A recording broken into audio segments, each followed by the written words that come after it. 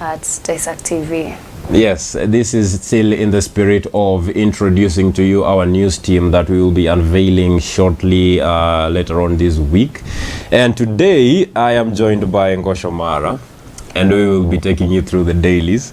And then later on there will be the hotspot segment. And after that, well, you will see what transpires. Do we have more goodies for you? Better stay tuned to find out. I will be taking you through the Daily Nation. Ngooco will be taking you through the Standard. And the main headline on the Daily Nation is UHURU RAILA failed city rally exposes rifts. President Kenyatta and the ODM leader were to host a mega rally at historic city grounds yesterday, a day after a weekend of political blitzkrieg. It didn't happen, raising questions about the last-minute changes. As both camps try to explain away the missed date, Wiper Chief Kalonzo Musyoka last evening sent out a message cancelling earlier plans for coalition signing with his One Kenya Alliance partners.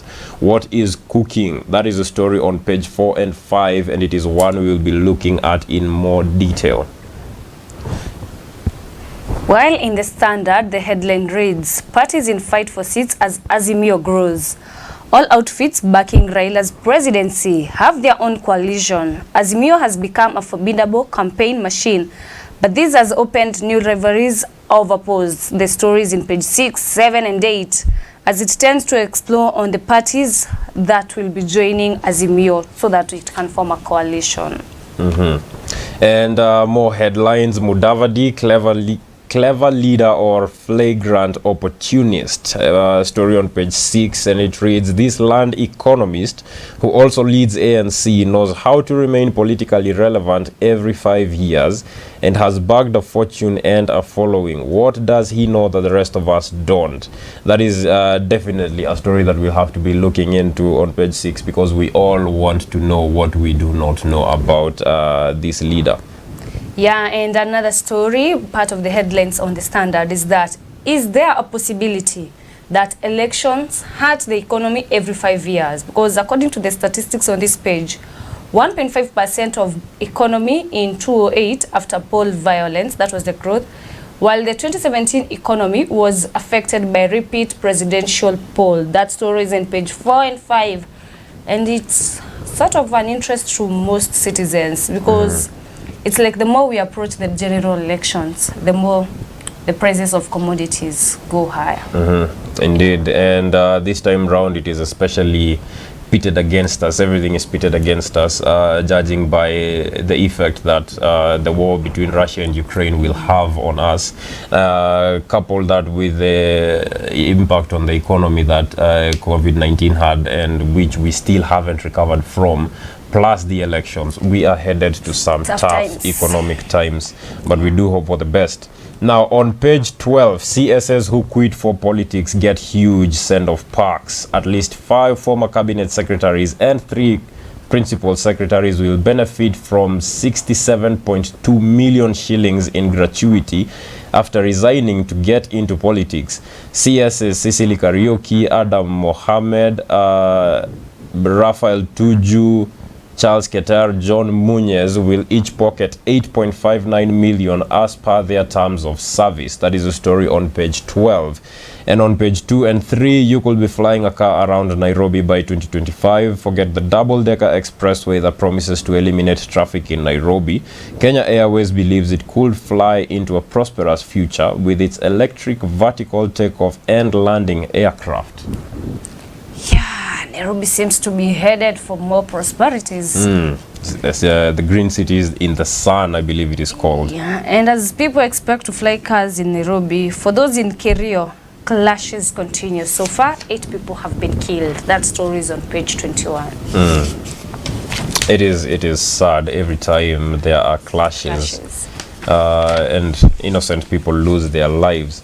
Now let us take a look at the story happening on page 4 and 5, and that is how Azimio wrangles scuttled UHURU RAILA planned mega launch.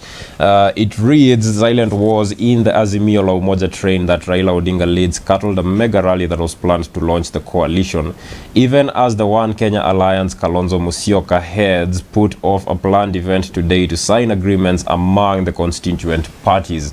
Well, the plan was that the coalition will be launched yesterday after Jubilee Party and ODM held their national delegates conventions on Saturday. The rally was halted at the last minute, with President Kenyatta saying the team will instead hold rallies countrywide before unveiling their candidate in 2 weeks. Now, it is understood that this was to allow the One Kenya Alliance to negotiate with the Azimio team in what Oka team has demanded must be structured talks. This is interesting.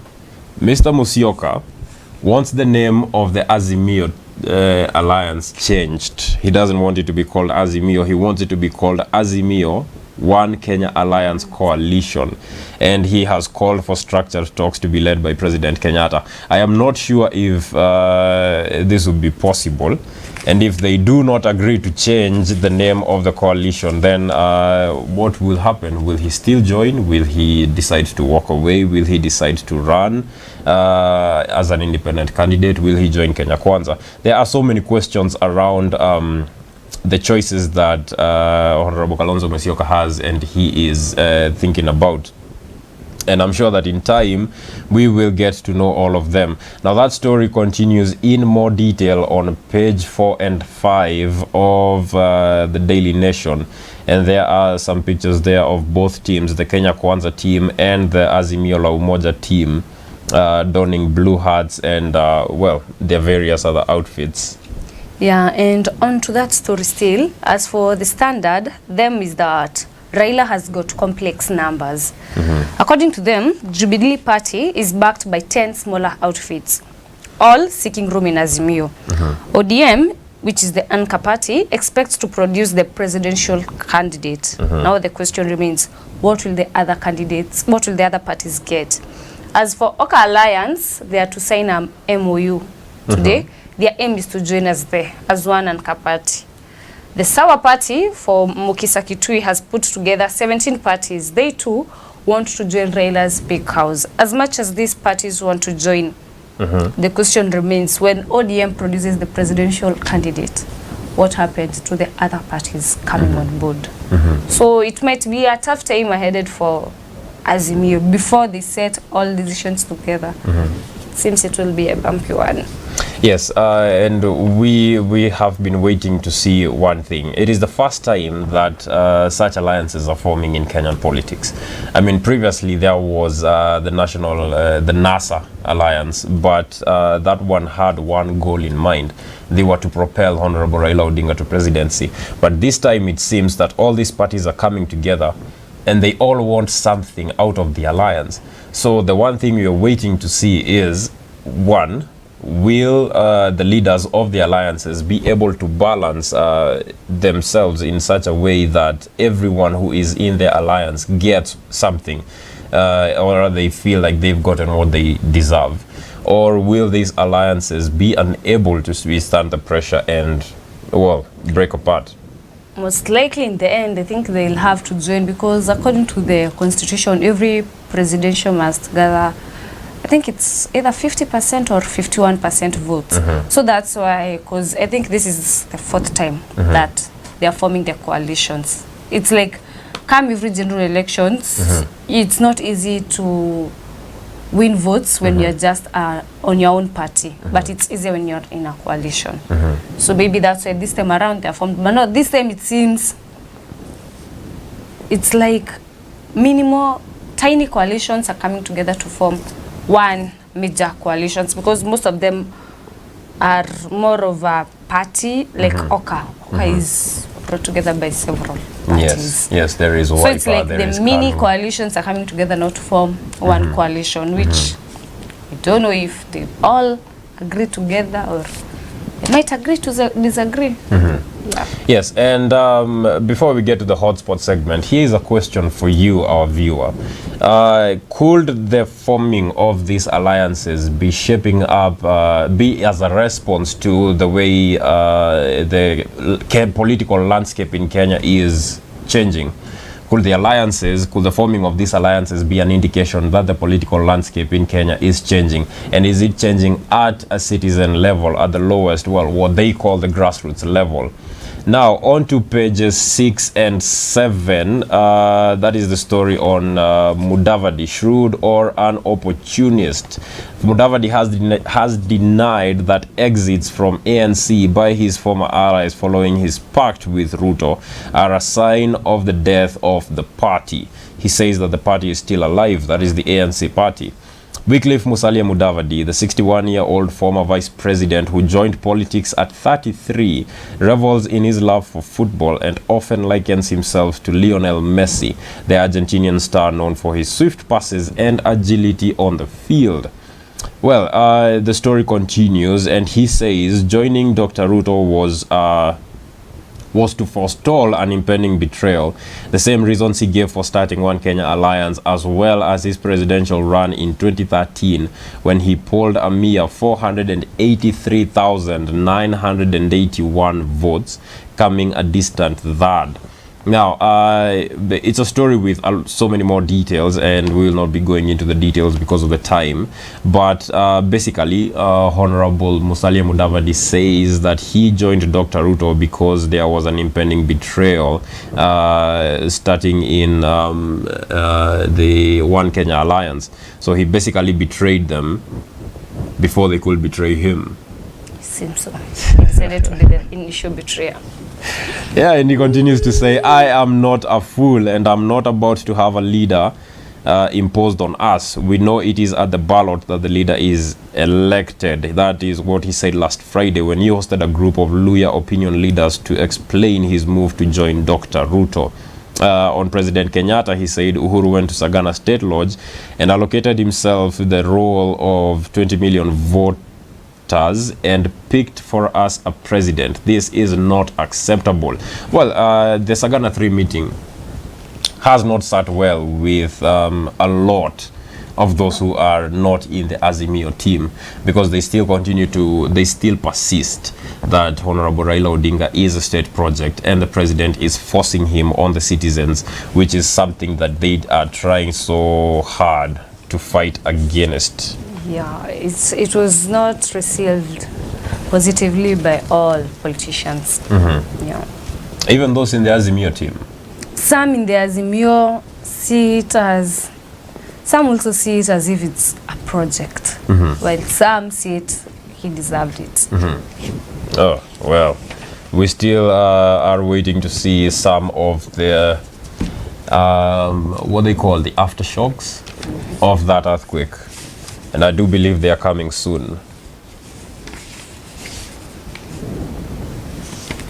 Yeah, as for the Standard, apart from the trending story on page 1, there's this story about how elections hurt economic every 5 years.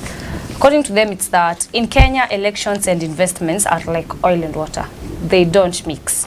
Heightened political activities every election year have only served to increase economic uncertainty, with some investors, particularly foreign ones, fearing post-election violence as happened in 2008, when hundreds of lives were lost and property worth billions of shillings was destroyed. There is that fear that 2022 might be a repeat of 2008, because some believe that with the difference in political parties, who is siding who, there is a likelihood that due to the high-end prices of commodities, there might be a post-election violence this year too. It's not certain, but people are living in that fear. Will 2022 be a repeat of the 2008 aftermath? Wow. Well, I think we all hope that it is not, that it does not get to that.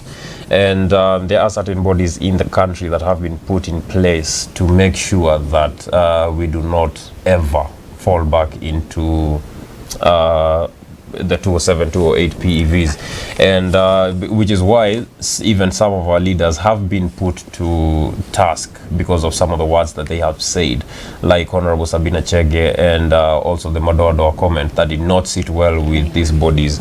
And these leaders are being checked, and they have to check their words, because we really, as a country, cannot afford PEV, not at this time. Now, on page 11, governors demands for the next president. The governors have come up with what they call a devolution charter that contains a raft of demands that have to be signed by the presidential aspirants in the hope that they will be implemented once they are elected. Top on the list is that the next president should introduce the office of Secretary for Devolution at the National Treasury to coordinate disbursement of funds to counties.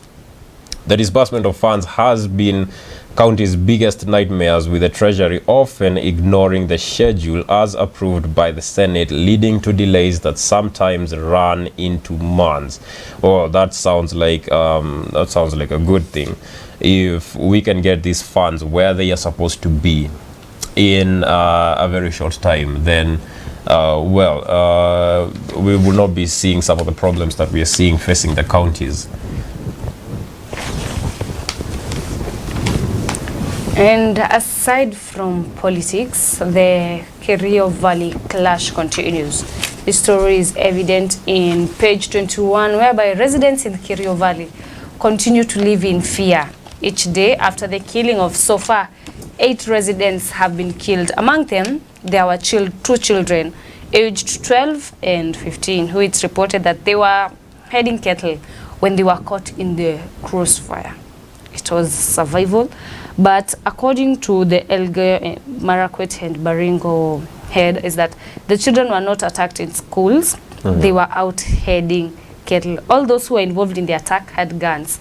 The commissioner says that we are investigating how they acquired them. The headers who have been admitted are being monitored closely.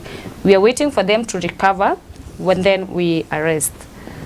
Yeah, the clashes continue, whereby the age of one of the children killed during the clash near the border of Marakwet East and Tiati sub-counties was 15 years of age. It's so sad that even young kids get caught up in these clashes, on the ongoing clashes in Kerio. Yeah.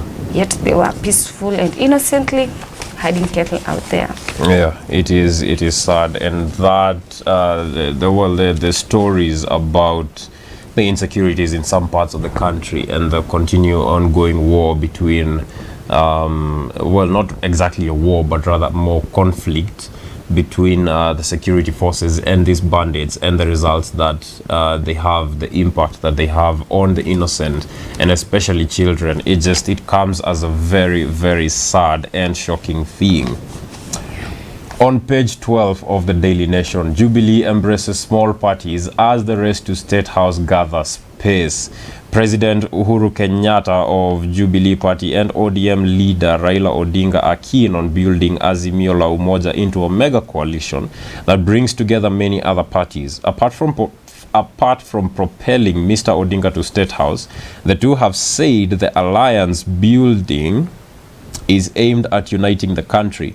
Both party leaders have said they are keen on bringing on board many more parties. While Deputy President William Ruto had initially ruled out forming pre-election coalition with other parties, he has since formed the Kenya Kwanza alliance with ANC leader Musalia Mudavadi and Ford Kenya Moses Wetangula. It remains to be seen whether more parties will be incorporated, and we also want to see whether more parties will be incorporated and which other parties will be incorporated into either the Kenya Kwanza or the Azimio la Umoja team.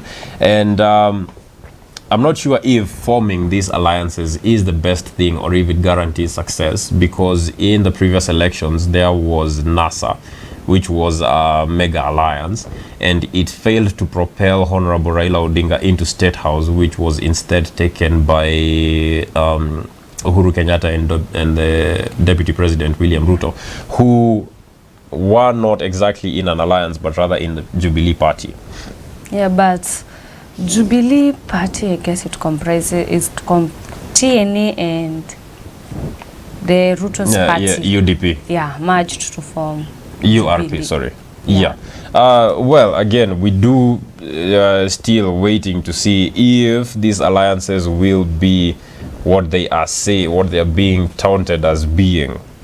Yeah, and another story. This week, UNEP marks 50 years with Eye on Immediate Environmental Issues. The United Nations Environmental Program, UNEP, will this week be celebrating its 50th anniversary on the backdrop of accelerated climate crisis caused by global warming. The event, dubbed as UNEP at 50, the commemoration in Gigiri, Nairobi, has seen more than 400 environmental delegates from across the globe jet into the country to deliberate on what UNEP Executive Director Inga Anderson calls the environmental emergency of here and now. Among the issues they plan to tackle include plastic pollution, green recovery, climate adaptation, nitrogen pollution, mineral resources governance, biodiversity loss, and health. It's expected that the 50th anniversary of UNEP will be taking place between the 3rd and 4th of March, will be an important moment so that they can elevate and strengthen UNEP, as said by Mr. Anderson. Yeah, so this week it's like we'll be taking care of our environment more as UNEP marks UNEP at 50, but it's so sad that they are marking the UNEP at 50, but still environmental pollution continues. Most it continues being a hazard to most people's lives in the country. Some are living in areas whereby factories continue emitting these gases, but nothing can be done because to them it's the might. Yeah, well, it goes to show the impact. Some say that part of what is to blame is corruption, but well, we will see. We will be taking a short break, but we will be right back.